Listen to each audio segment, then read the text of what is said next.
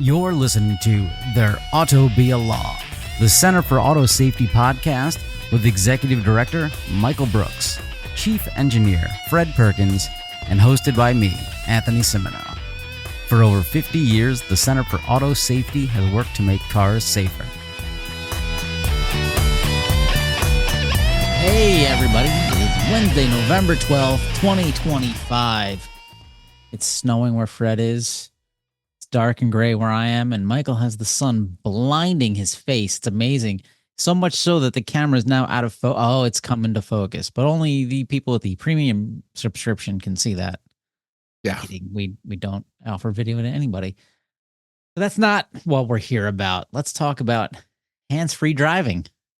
Everyone's done it. Come on. Even if you don't even have the feature, I know every single person listening is taking your hands off the wheel. You're on the highway. You've closed your eyes for a few minutes and you're like, oh God, it's nice to relax. And then you realize, I just wanted to say we're in the second day of the first snowstorm of the year, and that's keeping all the Waymos away. They're apparently not used to this kind of weather in this kind of part of the world. So, well, they are moving to Detroit, Fred. So that's coming up. Well, I think they're just doing that for the crappy roads. Most of the manufacturers think of Detroit as an extended test range for their suspensions. Okay, so back to hands-free driving. I don't know what just happened there. So there's been some interesting studies coming out saying, hey, do hands-free driving, self-driving features. No, I'm not talking Tesla. I'm talking, your lane keeping assist, your lane departure warning, your blind spot monitoring. Does this make you safer as a driver? Does this make cars on the road safer? And you're thinking is, yeah, all these safety. We love all these safety features, right? Yes, we do. Well, most of them, I turn off the lane keeping in my car. Okay. Yeah, it's hard to just give a blanket yes or no. We love all these systems because all of them are very different, right? I mean, we've seen proven benefits from automatic emergency braking. We've seen proven benefits from blind spot warning. I think that ultimately we will see benefits from lane keeping technology, in terms of preventing head-on collisions and which are incredibly devastating. But, when it comes to some of these other driver assistance features, particularly the ones that kind of trend towards convenience features versus safety, things that are intended to give the driver the opportunity to disengage from the driving task, that's where the problems start. Well, the Associate Professor of Risk Management, Ashish Agarwal at Texas McCombs University? I don't know. That's the McCombs School of Business at UT Austin. Well, there you go. The McCombs School of Business. They did some research into this, and it's kind of interesting. Quick summary: blind spot detection reduced the daily number of hard braking events 6.76% and speeding events 9.34% compared to cars without ADAS. By contrast, lane departure forward collision warnings led to 5.65% more hard braking and 5.34% more speeding. So it seems like the forward collision warning, kind of almost the AEB, is making people a little complacent. They're like, the car will just take care of it for me. When I get that beep, beep, beep, beep, beep, I'll just slam on the brakes. Whereas the blind spot protection seems to be a good feature. Michael, what did I get wrong? Well, I've been looking at this study and I'm trying to actually figure it out because, I don't understand some of the correlations here. Why would blind spot detection, I could see how it would reduce the daily number of hard braking events, right? It's you get a blind spot warning, you brake and make a move to avoid whatever might be in the other lane you're going into, or not go into the other lane. Yeah, I'm still, wondering how that plays out in terms of speeding, and maybe they're using speeding in a different way here than we're traditionally used to. But obviously, you can see why a forward collision warning is going to lead to kind of a knee-jerk reaction by drivers that brake immediately to avoid the problem. I still, again, I don't see how that contributes to speeding.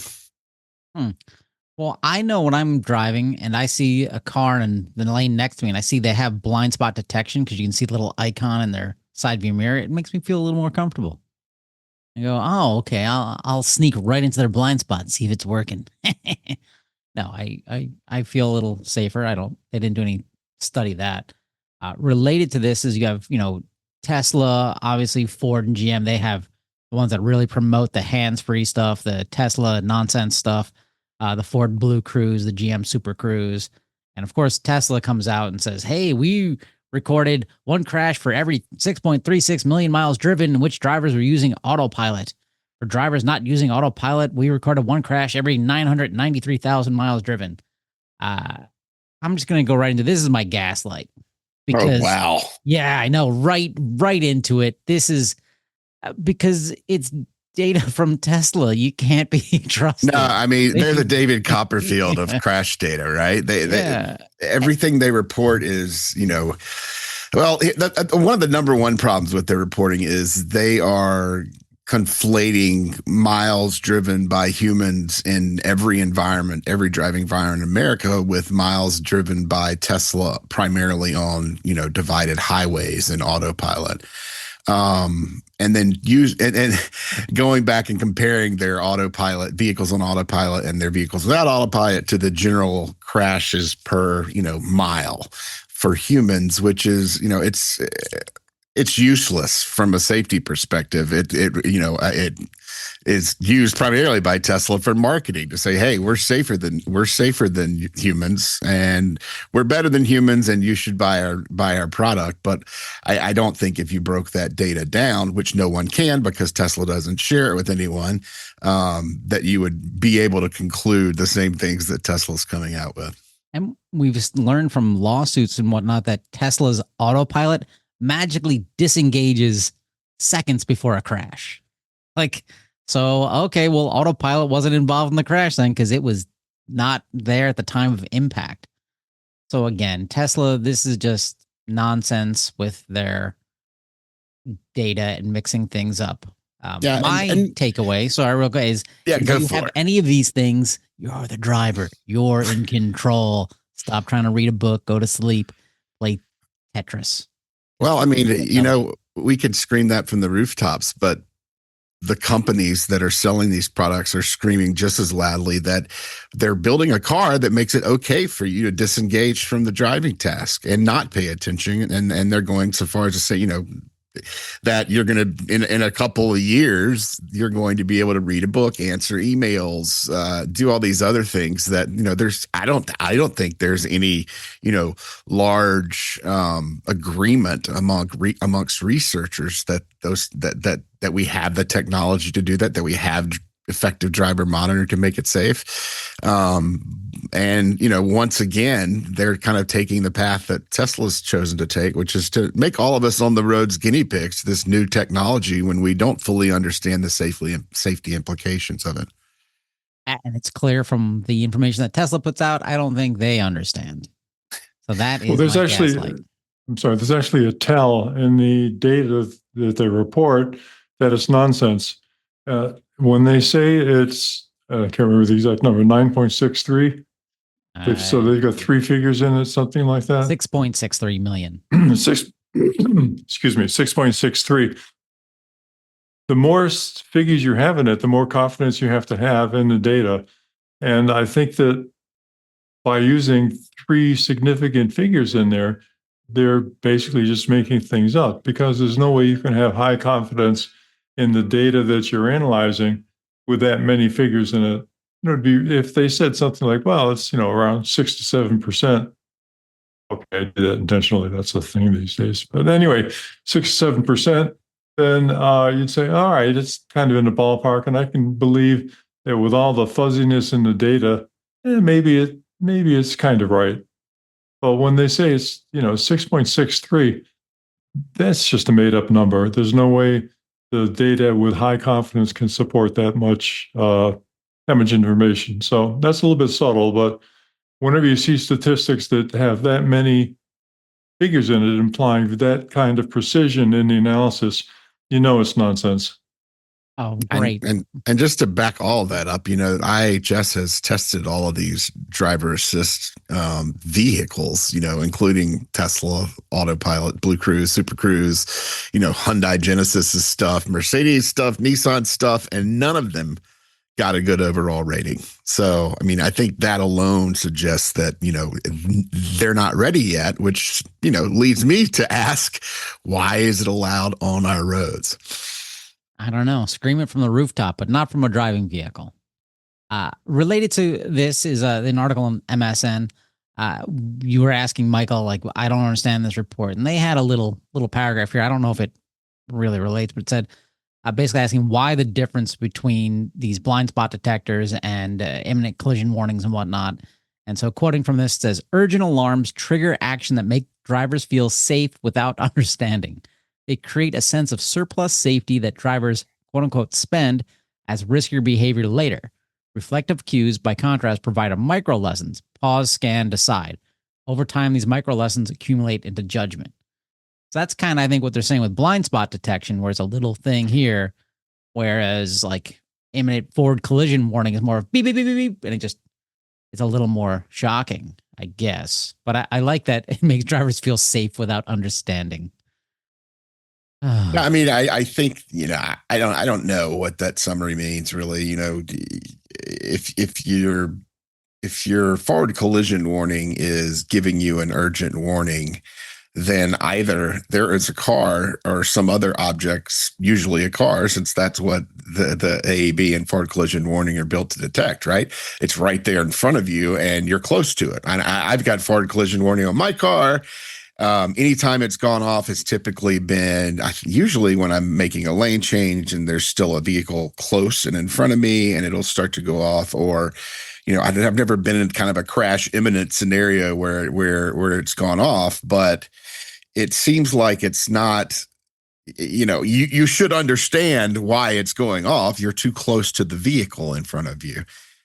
So I don't know. I don't know where they're going with that. Perhaps I should go back and take another look at the study to understand how I don't really understand how the warnings from a forward collision warning system are going to kind of give you this safety wallet that you can then turn around and use to speed later, riskier behavior later. I don't know. That doesn't compute with the way I drive. I don't know if it's. I don't know. I'm completely clueless on this. Could I put it out that perhaps you're an atypical driver?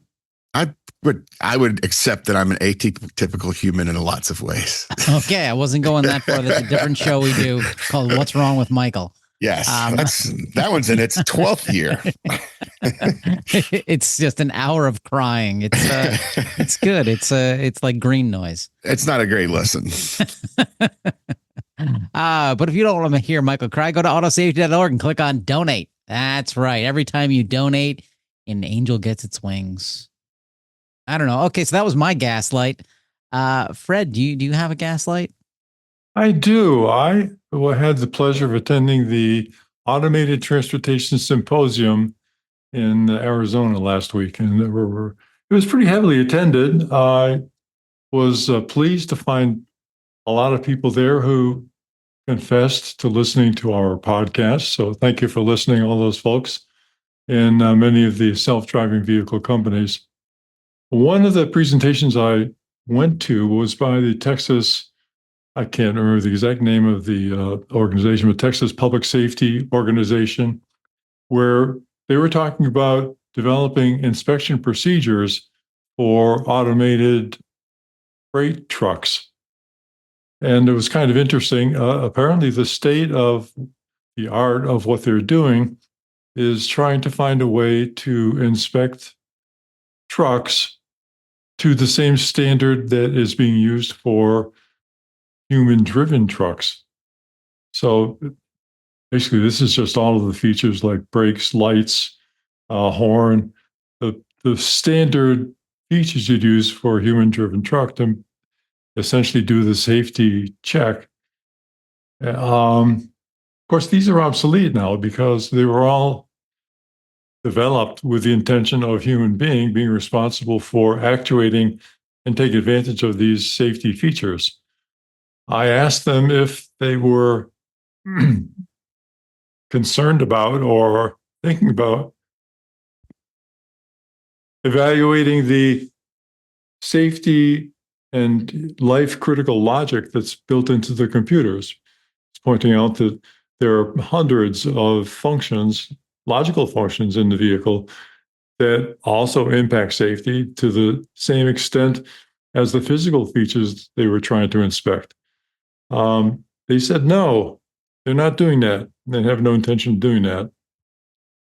Manager of a trucking company, automated trucking company, who happened to be standing nearby, was listening in as I went through this. And I said, well, one of the examples is the solid state memory that's in the truck, because the solid state memory has limited life.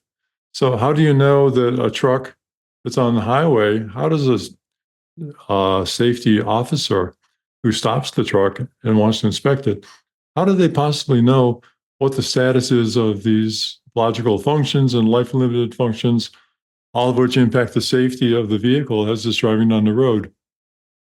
The company representative, the president, jumped in and said, well, we change out the solid state memory before every trip on the truck. No, they don't. And which is a good rhetorical device to, jump down my throat that way, but it doesn't really address the logical functions, the adherence to safety margins that are built in, and all those kind of things that are buried deep inside the computer and not visible to a human being. My conclusion is that the Texas safety officers are not really concerned about the overall safety of the trucks that are now inhabiting their highways without human drivers. I don't know if this is intentional or just people stubbornly adhering to practices that they've grown accustomed to, but they get my Gaslight Award this week because what they're doing is, if not counterproductive to autonomous trucking safety, is certainly insufficient to monitor the safety of highway trucks going down Texas highways. Wow. I might take away from that is a CEO of we'll call it mystery company claims that after each trip of their self-driving trucks, they replace the flash memory and replace it with what, brand new flash memory? Because that would be the implication he's making. But flash memory will go through 10,000 read-write cycles before there's a problem, if not more. Right. So what they were replacing it with wasn't clear. And I have zero confidence that any of that is true, because that is the dumbest. Just that's the dumbest statement I've ever heard in my life. That is batshit crazy saying after each trip we're replacing this with a brand new module. That is dumb. That is. I work with some people who work on security issues a lot, and they travel cross borders, and they wipe their phones regularly every time they enter a new country, and they erase things and do things. They don't go in there and replace the memory in their phone. This is horseshit. So am I winning this week, Anthony? Or am I at least in the lead so far? You're in the lead so far. I want these companies to explain this happen. Okay, let's pretend this is actually happening. That means they're sitting on piles and piles of flash memory. If I'm an investor in one of these companies, I'm going to go why are you just burning $100 bills at the end of each trip? This is so dumb. This is beyond stupid. Yeah, but the thing is, this was not your gaslight, because we're saying this is Mystery Company X. Yeah, so I'm restricting my gaslight to the Texas public safety officers, because the statement is certainly possibly misinterpreted, and there may be additional details that would affect, exactly how the hell they're trying to do this. But the idea that the Texas safety officials generally don't care or appreciate that the software is as important for safety critical operation of the vehicles as is the physical components they're inspecting is the heart of it. I'm gonna be a little more optimistic than you and suggest that it's not that they don't care, just they don't know yet. They haven't been enlightened by someone as astute as you. It could be. It's fair to say that the physical appearance of these gentlemen is not typical of software developers. I mean, just put it that way. Oh. And if you had a cliche of good old boys in Texas, their physical appearance was closer to that. I mean, cowboy boots, cowboy hats. What do we got here, Fred? A lot of fairly bulky individuals with a lot of experience ordering people around, it seems. Well, I mean, you did violate the cardinal rule, which is don't mess with Texas, but that, in my book, gets you an extra point. Before we jump to Michael's gaslight, can you, you told us about this interaction you had with Waymo, and I would love for you to share this with the listeners because Waymo is often the focus of your gaslight, and I thought this would have been an amazing gaslight as well, but please. Sure. And this is not a slam on any individuals. The people at Waymo seem to be very nice, I must say that. But there was a panel where they were reviewing risk and the risk profiles of different vehicles. So I observed that the entire industry uses the definition of safety, quoting ISO 26262, that safety is the absence of unreasonable risk.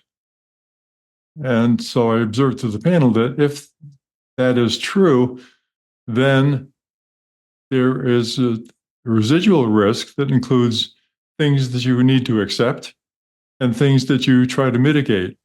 Right. So every risk falls into one of those three categories. And to remind the listeners, risk is the combination of the consequence of something happening and the probability that it will happen. So if it's really bad and it's likely to happen a lot, it's very high risk. So we discussed that, and I said, isn't it important for and I want to back up a little bit more and say this is not just Waymo. Waymo happened to be responding to this, but there was a panel of different industry people to whom I addressed the question. So anyway, the question is, if these risks are out there, if you know what they are, if you've categorized them into those that you accept and those that you have tried to mitigate somehow, and you have a list of the ones that you think are reasonable, isn't it important to share that with the regulators in the community where you want to operate these vehicles? But shouldn't they know, and shouldn't the public know what these risks are, and what they actually need to be concerned about for these vehicles operating on their roads?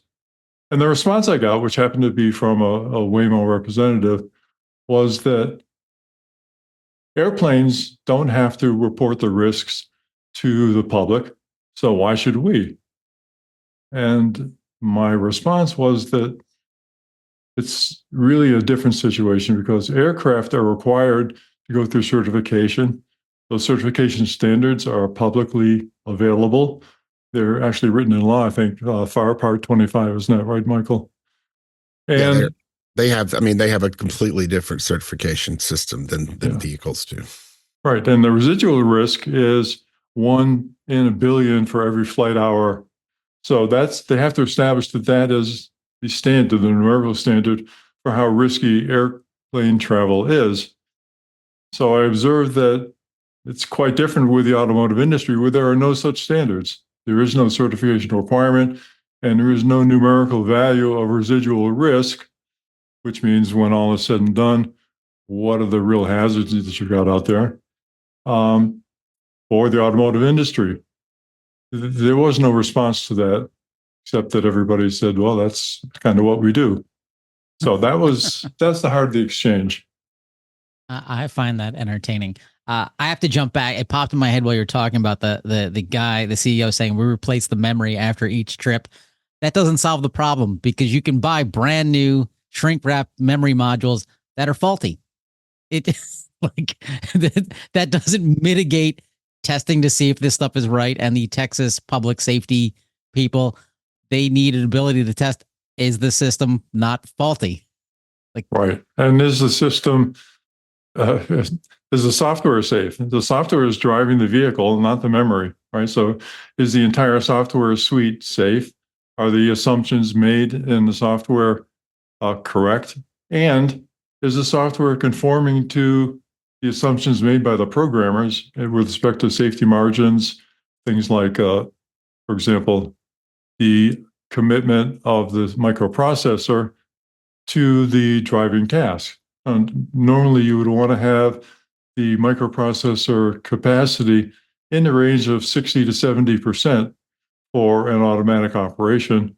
You want to have that margin left over of 20 to 30% in case something's happening that's unanticipated.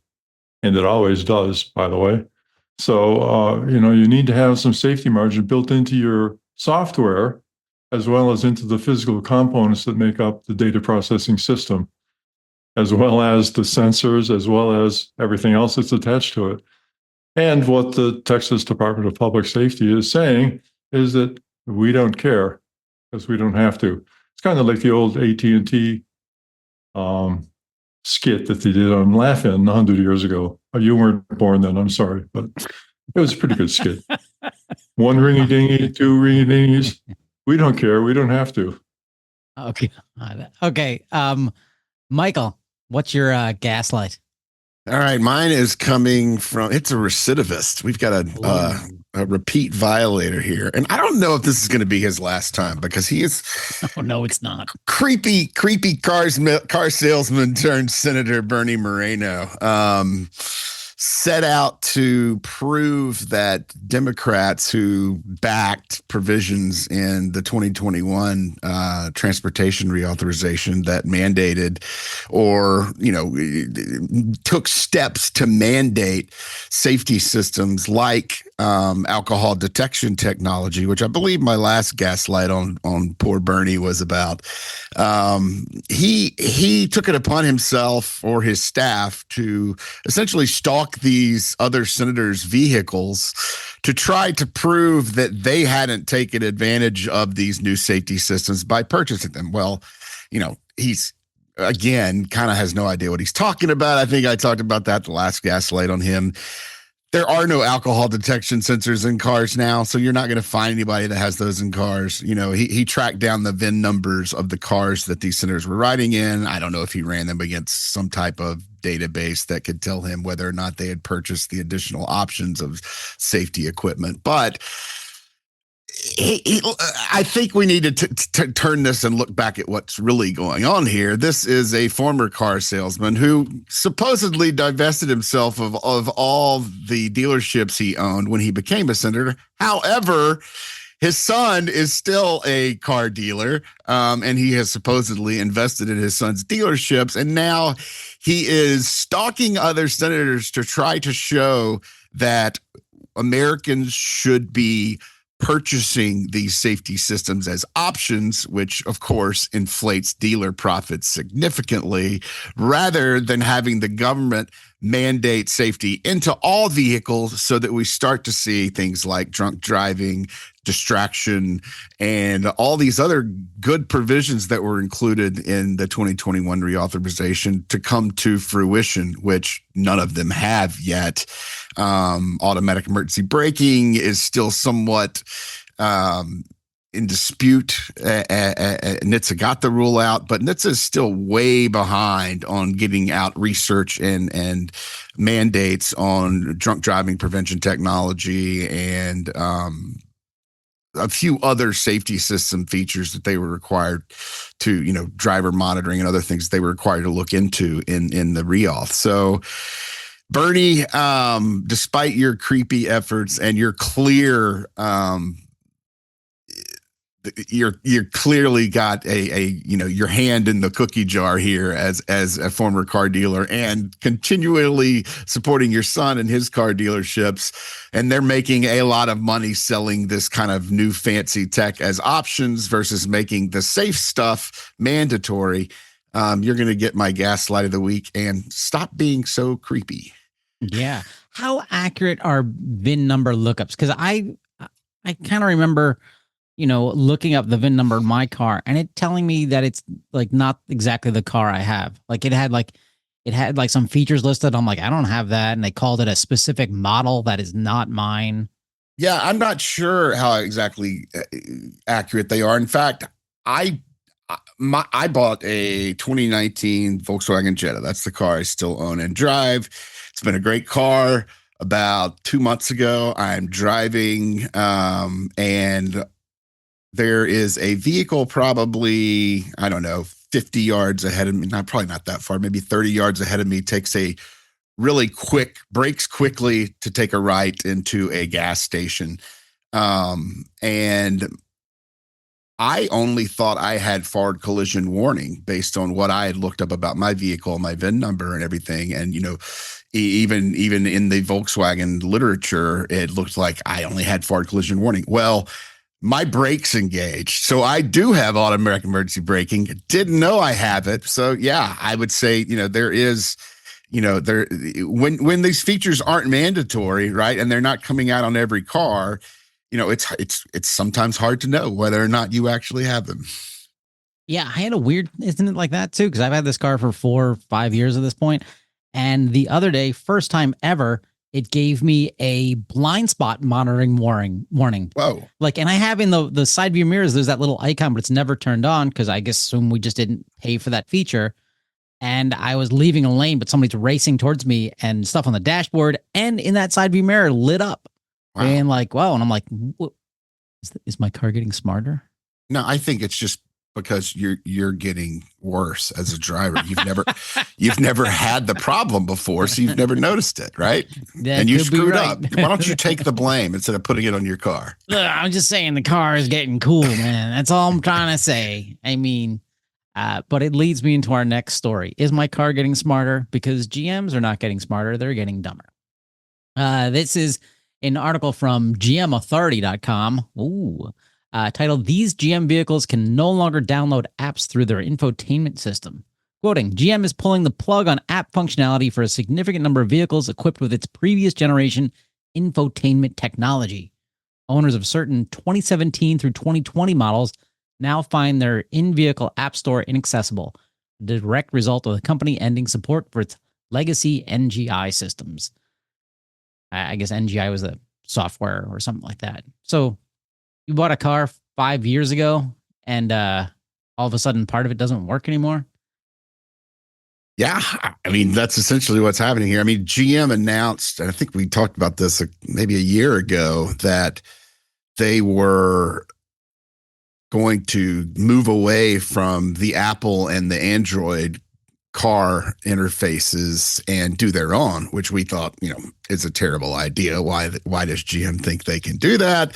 And now, I guess, in pursuit of that ultimate goal, they are essentially shutting down their little app system that they have in these vehicles. I mean, the oldest of these vehicles is 8 years old. Some of them are, I think the 2021 Buick Encore is the most recent one. So, you could have bought your 2021 Encore in 4 years ago, and now you are losing the functionality of your app store and, the apps that you might use in there, which could be, navigation, your Apple CarPlay, and a few other things that a lot of people probably use. I don't know how, I don't use my in-car stuff that much. But, I don't use a phone or anything like that much while I drive as much as possible. So that's something that, is kind of scary in a way, like that you can buy a vehicle. I mean, it kind of shows you now that,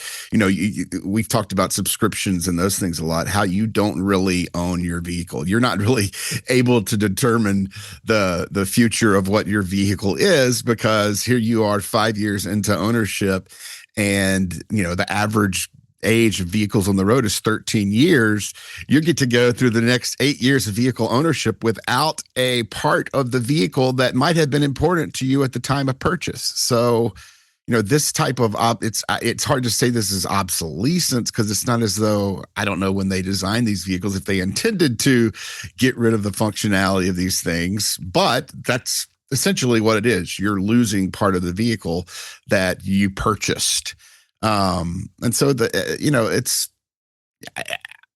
car is a very expensive piece of equipment, right? You know, when you buy a phone or a computer and then 5 years later, you're not able to do certain things on it, that's kind of normal within the product life cycle. With a car, not so much, especially due to the high price of cars. You want to maintain your functionality as much as possible. So, I mean, I think this is disappointing for GM owners, and I hope this isn't something that we continue to deal with, but I think we will across the industry for a lot of reasons. One is that, you know, in-car electronics, I think, are going to be becoming obsolete faster than the mechanical parts of the vehicle. And I think that consumers, you know, manufacturers aren't going to let that just go. They're not just going to give you a new system to replace what you've got. You're going to be outside of your warranty, and they're going to want to charge you for it. They're trying to monetize every part of the owner experience now. It's not just buy a car, leave the dealership, and you're good. It is buy a car, leave the dealership, and then continue to subscribe or buy everything that we want you to until you get rid of the car. So it's kind of a new ownership model, and I think it's a terrible ownership model for consumers, but it follows, you know, the general mantra in society today, which is that anything that can make money is good. There's another issue here, which is that, excuse me, a brilliant marketing idea on the part of GM to negate the value of the phone that every single customer has in their pocket, and to make sure that if your child wants to call you, for example, when you're in the car, that instead of just having it come through the infotainment system, you've now got to pull your phone out of your pocket or out of your purse or wherever you keep it, and you got to manipulate it, push a couple of buttons before you be able to talk to your child.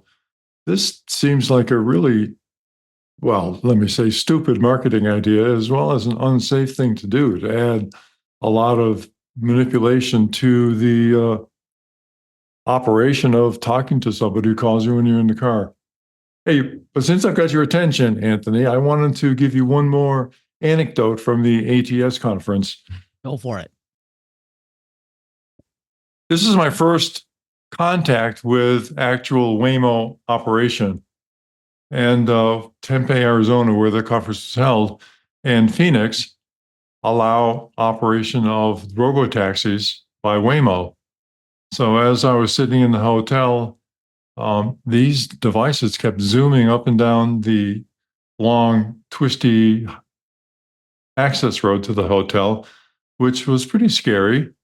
And somebody asked me if I'd gotten a ride in the Waymo. And my response is that I thought about it one time, and then I actually downloaded the Waymo app and made the mistake of reading the user agreement, which stopped me from ever wanting to give them a nickel, because you give up an awful lot in order to use the Waymo in terms of your own personal privacy. And I encourage people to read that agreement. The only interaction I had with them other than that is when I was taking my taxi back to the airport to leave. We were riding along in the travel lane, and there was a Waymo by the side of the road that apparently decided that that was a good time to leave the breakdown lane and enter the travel lane. So as we were passing it, it honked at us, even though it was stationary. Apparently, we weren't driving fast enough or slow enough or far enough away to satisfy the Waymo's computers that we were accurately driving or appropriately driving. So I was really puzzled by that. So maybe it had been programmed to give me a kind salute on my way out of town, because they didn't have to answer any more questions that I was posing. But I just thought that was interesting, that the Waymo was urging us along by giving us a little toot. And I would suggest that, you know, Fred is concerned about privacy, but there are probably some even more nefarious things in the user agreement regarding liability if you're in a crash. Oh yeah, that was all there. Yeah. You've taught me well, Michael. And if you feel you've been taught well, go to autosafety.org and click on donate and let us know that you've been taught well. Before we move on, I want to jump back to this GM infotainment story. So I just want to get this right. So let's say 5 years ago, I shell out $35,000, get my Chevy Equinox. And now it's 5 years later. I want to get a new car. I want to go sell that car. And essentially, I'm selling a car with a known part of it that's broken. And there's no dealer that can fix it. There's no repair shop that can fix it. There's no one. It just literally GM says, "Oh, you want to sell your car? You can sell your car, but we're going to reach into your pocket and pull out an extra $5,000 because you're selling a broken car." Is that about right? I mean, it's gone. That functionality is lost forever. I mean, and I paid for it. Yeah, and you paid for it at the time you paid for it. But that's like equivalent of like, after 5 years, the back seat. No, that's not a thing anymore. You can't use the back seat. Like, it's just, we're not. I think we're going to see more and more of this. I mean, we already are. I mean, we're seeing, seat heaters and remote starting sold as subscriptions now when they used to be features that were purchased with your vehicle. I mean, if you look around, anything that can possibly be monetized in society is being monetized. I just don't see where this is going to end. Hopefully, we're not paying for seats. Hopefully, we're not, hopefully, and this is something we've maintained since the beginning, that safety systems are never included in subscription models. When you buy a car with certain safety systems, that those should remain functional with the vehicle for the entirety of at the time it's on the road. But I have concerns in that area, particularly with safety systems that aren't mandatory right now. So if they're not required to be installed in vehicles under the Federal Motor Vehicle Safety Standards, but they have a big safety upside, and I'm just concerned that subscription models are kind of they're an immoral way to go, frankly. I wonder if they'll sell automobile capability cards at the Piggly Wiggly, like they've now got the, gift cards you can buy.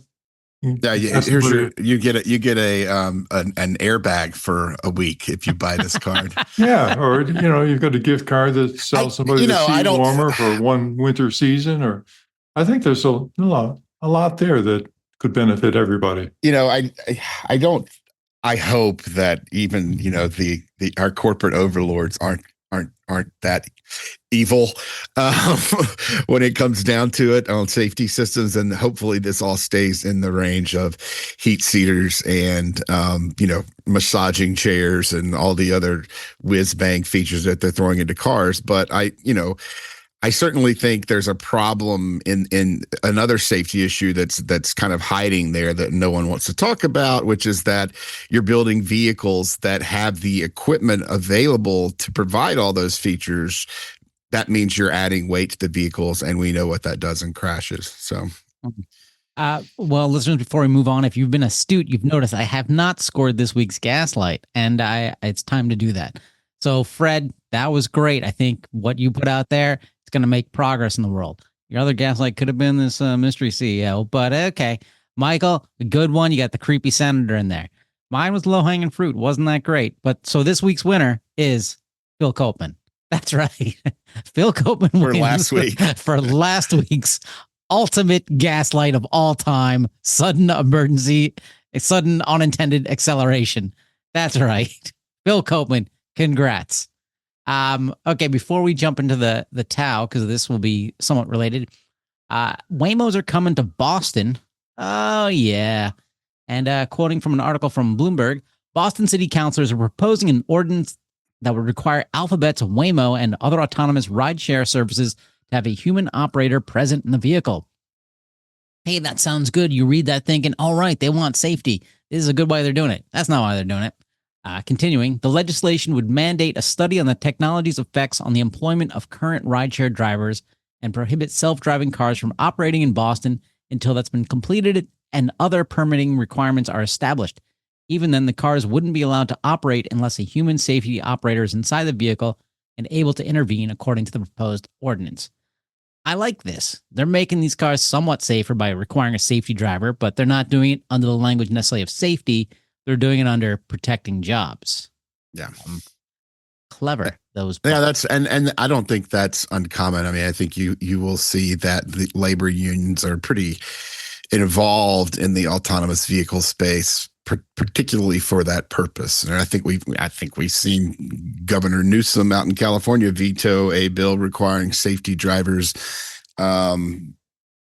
That was supported by labor unions. So the labor component of all this is important, right? I mean, they're humans are being replaced by computers in a lot of other areas right now, and autonomous vehicles are one of many areas where the human labor force is threatened by autonomy or AI or other factors. And I think when you have any questions about the safety of autonomy and autonomous operations, we know that the humans aren't perfectly safe either, right? A vehicle could still have problems. An autonomous vehicle with a safety driver, killed a human in Arizona not that long ago, and so we know that it's not a perfect system, but I think at this point, and we're still in the very early adoption of autonomous vehicles, that, keeping a safety driver in the car, both from a labor perspective,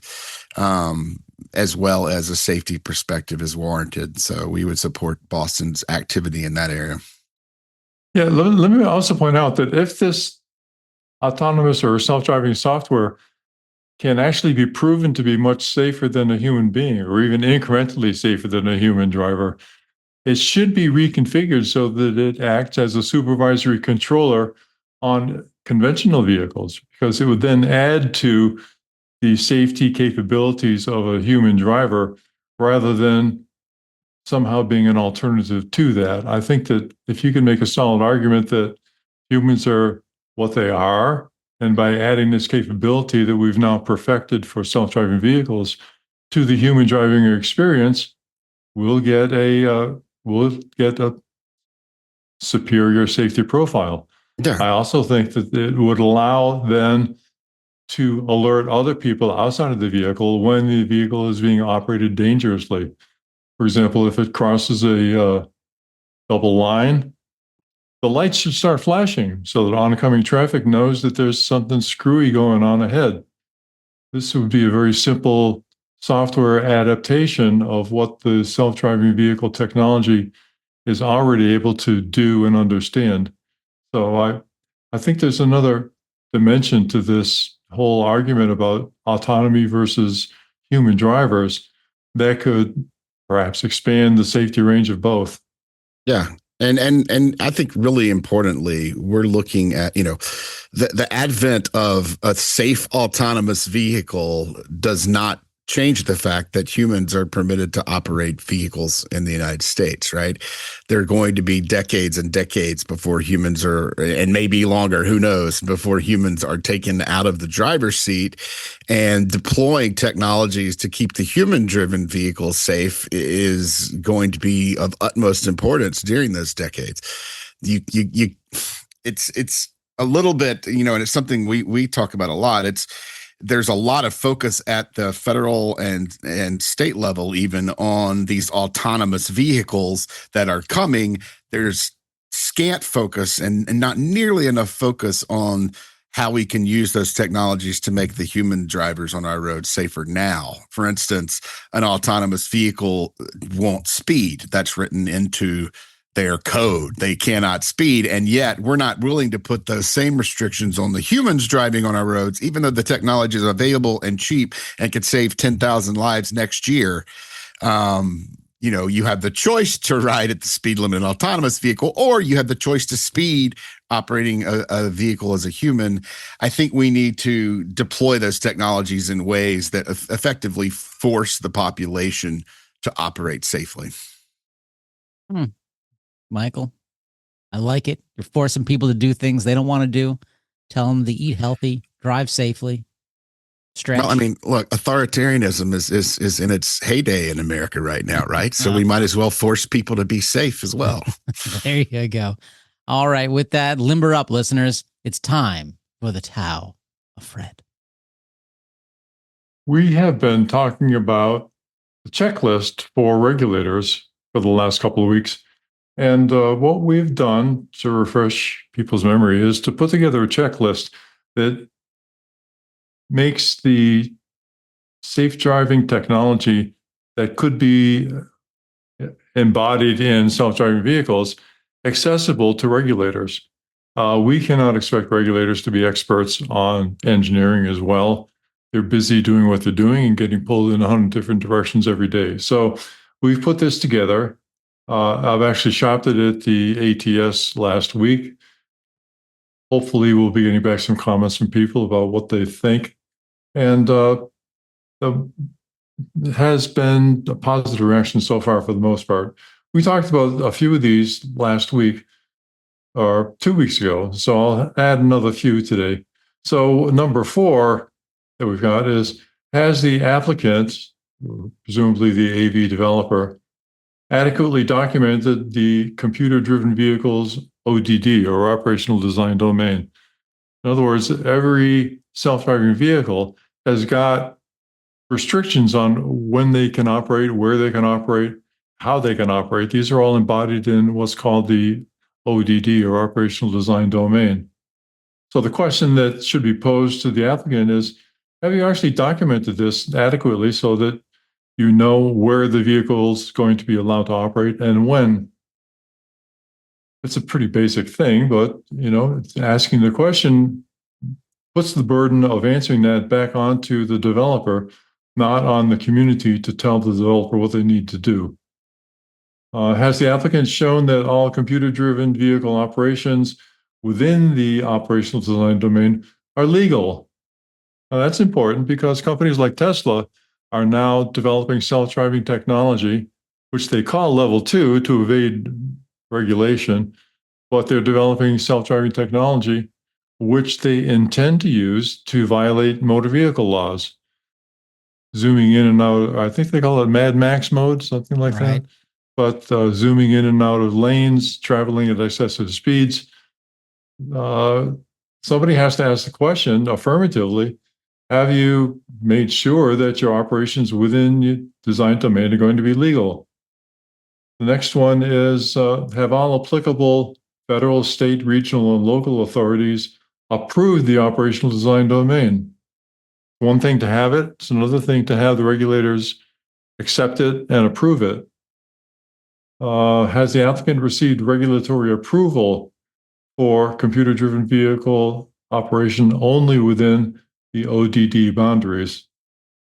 In other words, is the vehicle enabled through engineering means to operate outside of the approved operational design domain? And the answer is either yes or no, but it's important to ask the questions because there are situations where it would be expected that something weird is going to happen. For example, when you unload the vehicle from the truck and put it in a showroom, is that transit part of the operational design domain, or is there some other kind of control logic that governs that? Another example would be if people have an operational design domain, but they store the vehicle somewhere else. How do you get from the storage area to the approved ODD? That's operating outside of the operational design domain. So there need to be answers to that. And of course, you're only going to get the answer if you ask the question. And the last one I can see on my screen here is number 8. Has the applicant shown that the computer-driven vehicle will respond safely if for any reason it's operated outside of its operational design domain? I gave a couple examples previously, but another way that can happen is if we'll say the vehicle is being operated in normal weather conditions, but all of a sudden a snowstorm pops up, or a hailstorm or a dust storm, or a lot of things can happen where the vehicle is operating within its intended domain, but suddenly the domain changes. Another example would be if it requires cell phone service in order to adequately respond to emergency notifications. Like if there's a fire somewhere and fire trucks are set up around it, you want to have the vehicle stay away from that. So the operational design domain suddenly changes because the police say, keep the hell out of this area. And so what does the vehicle do in that case? Is it safe? Does it just go about its business and hope for the best? You need to ask the questions in order to get the answers. So we'll do more of these next week. We'd love your response to this whole idea of putting the checklist together for the regulators. And in particular, if the regulators are out there, we'd love to know from you what you think. I spoke with one woman who is a regulator in Chicago. Her attitude seemed to be that the AVs are intrinsically good and all sorts of wonderful things are going to happen with the AVs. So you shouldn't challenge that. Shouldn't challenge the licensing process. Now, I may have misinterpreted her attitude, but I hope that's not a generally accepted approach to regulation of AVs. I hope not either. Yeah, they're going to save us. Let them do whatever they want. Yeah. So we have a link to the checklist inside the show notes, but you can also find it on autosafety.org. And all at the bottom, you can click on autonomous vehicle safety. We've got links to a bunch of cool things. And, I'll find a better, more prominent place to put this as well. And with that, it is time for recall. Let's start off with Tesla. That's right. Tesla is recalling the Cybertruck. This is the 794th recall of the Cybertruck since it's been released. Or maybe it's the 10th. Is it the 10th? That's the 10th. All right. And this is fascinating, too, because cars recalled. And also the head of the Cybertruck division is like, I quit. I'm out. I don't know why. I don't know if they're related. But anyway. I wonder if that's more related to the fact that Elon just got that massive payday and there's a lot of stuff going on with Tesla stock and it's a good time to exit. I think they've lost almost all of their original vehicle team over the past few weeks or months. But this recall is 6,197 vehicles, the 2024 Cybertruck, and the partially delaminated service-installed optional off-road light bar accessory may create a noise detectable from inside the cabin. Separately, the customer may observe a gap between the light bar and the windshield, and the light bar may feel loose when touched. So this is not going to be an over-the-air fix, is my guess. No, I mean it's another adhesive problem. I mean, there seem to have been a number of adhesive or other type similar issues with this. I know we had an unattended acceleration issue with the pedal cover not being stuck on properly. I think there have been a few other between the A and B pillar. So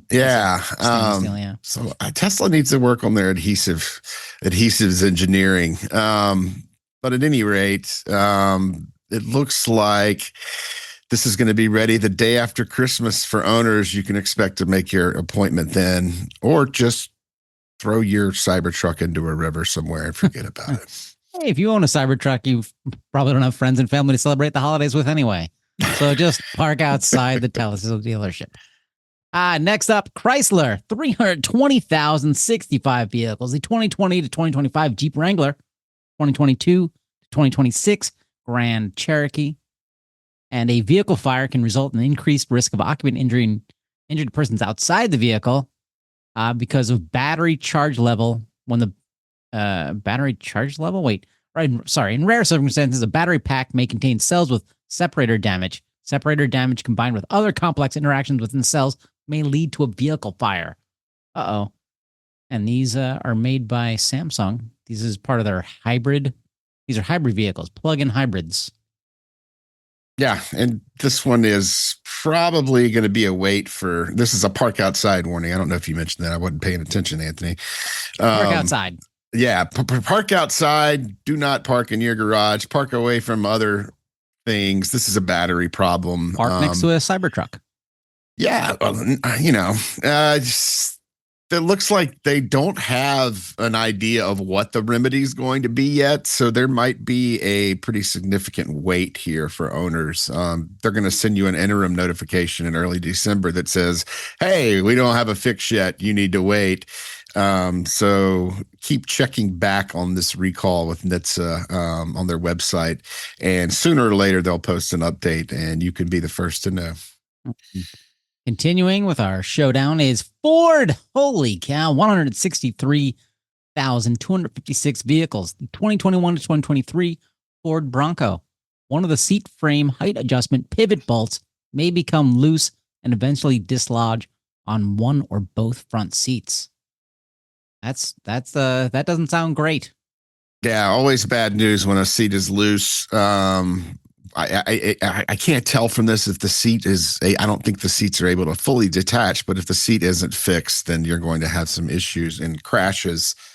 I think the most interesting thing about this is that Ford says in October 25, Ford reviewed the results of the testing, which showed that a seat with a missing pivot bolt will meet FMVSS requirements, but may not meet the Ford acceptance criteria in certain crash scenarios, which struck me because invariably when you see an automaker, a journalist goes to them for a quote about a pending NHTSA investigation, the automaker's first defense is, this vehicle is safe because it meets all federal motor vehicle safety standards. Well, here you've got Ford saying that it's not safe. It meets FMVSS, but it doesn't meet our own internal acceptance criteria, which is essentially saying that meeting the FMVSS is not a guarantee for safety. The FMVSS sets a minimum standard, which is oftentimes a fairly low bar. And so it's interesting to see a manufacturer explicitly come out and undermine decades of what the industry's been claiming in interviews with journalists. FMVSS, our new gaslight. Continuing, Ford, 34,481 vehicles. This is the Ford, what? These are a lot of different vehicles. Yeah, these are remanufactured transmissions. Oh. And basically they were using these as service repair parts, missing a bearing. And this goes back to 2020. Yeah. And that can, anyone who's had a repair on any Ford or Lincoln vehicle, I'm not sure if they even list the actual vehicles they do here. Not. They just list the transmission number. So this is a harder one for consumers. Yeah. So if you've had a 2020 to 2025 Ford that's had a transmission replaced with a remanufactured transmission in the last few years, be sure to pay attention to this, because this can cause a condition where you think your vehicle's in park and it's not. And we see a lot of problems and rollaway incidents when that kind of circumstance exists. And that concludes our Ford section of the recalls. Jim Farley, anytime you want, we're here for you. Next up, Honda, 406,290 vehicles. This is an alloy wheel, 18-inch alloy wheels. This is another equipment problem. Oh, boy. So this is a optional accessory steering wheel for 2016 to 21 Civics. And it looks like this steering wheel has a problem, a wheel nut that loosens, and that can mean you lose your steering wheel, which is funny in cartoons, but not funny in real life. It looks like what they're going to do is give you a new steering wheel, but it may not be the accessory type of steering wheel that you originally purchased. I didn't realize this was the steering wheel. I figured this was like the wheels. But anyway, next up, Toyota, 1,024,470. You know what? I'm going to go back. It isn't a steering wheel. It is not a steering wheel. It is not a steering wheel. It's a wheel, which is probably, neither one is great. This is an 18-inch alloy wheel. There I go, not reading through all the recalls closely enough. Okay, our next recall is Michael Brooks. Basic reading comprehension. Okay, no, Toyota. They're still trying to determine the root cause for me. Toyota, 1,024,407 vehicles. Oh my God. The 2024 to 2026 Lexus RX TX plug-in hybrids. Don't even start that. There's like 20 different vehicles. Basically, it's every Toyota from the last 4 years or so. From 2023 to 2024. And I'm scrolling, and this is the Insignia, the Lexuses. Oh my God, it keeps going. This is a long one, isn't it? And pages. 27 pages long. Holy cow. Well, I don't even know if I can get. They're equipped with parking assistance a parking assist ECU, which is a component of the panoramic view monitor. Is this a goddamn rear view image? God damn it. The software in this electronic control unit may cause the rear view image to freeze briefly during the backing event. If reverse is selected within a specific time after ignition is turned on, the rear view image not to display on the next ignition on if the ignition is turned on and off within a specific time. As a result, the subject vehicles may not meet rear visibility requirements specified in FMVSS number 111. Yeah, this one. Yeah, no, sorry about that. I know how much you hate those, especially 27 pages in. I know. I was like, what's the big takeaway? What's the reward? Yeah, it's a lot of rear view camera problems for Toyota from virtually every vehicle they've made for the past few years. And beyond that, owners are only going to get an interim notification late next month, and there's no plan for when the actual fix is going to be available for owners. So that is a lot of vehicles out there with glitchy rear view cameras for the next few months. Yeah, and it's weird because it's a unique recall in that the rear view image will freeze if you put it in reverse within a specified time frame from ignition. It doesn't say what that time frame is. Is it? Wouldn't that be nice seconds? To know? Yeah, a week and a half. Yeah. What is this? Very strange. If you have these cars, what you can do is turn your neck and look over your shoulder. Pretty effective. We used to do it back in the day. With that, ladies and gentlemen, I hope you've clicked like, subscribe, clicked donate, clicked all the things. Hey, can I ask a quick legal question, Michael? Oh, I thought you don't want my legal advice? Michael, so assuming you live in the American Southwest, a lot of those places have red flag warnings when things get dry. If you have to park your vehicle outside and it starts a forest fire, who's responsible?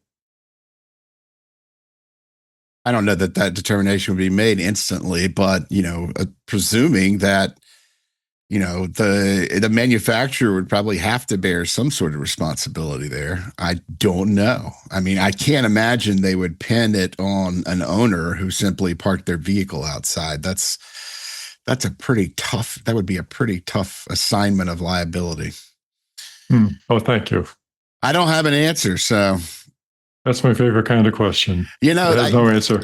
If I recall correctly, I think there have been forest fires started by vehicles that might have been involved in a crash, and in that circumstance, you might trace it back to who was at fault in the crash. But simply, there were fires started by catalytic converters. I remember reading about those because they get pretty hot. Parking a vehicle out in your driveway. And then you've got a spontaneous battery fire. Yeah, that's hard to call that negligent behavior, particularly when your manufacturer has issued a notice saying you should not park this indoors to avoid the known risk there. So that would be a difficult situation. And with that, listeners, take that one, think about it, and click like, subscribe, tell all your friends. Bye-bye. Thank you for listening, Bye, folks. everybody. For more information, visit www.autosafety.org.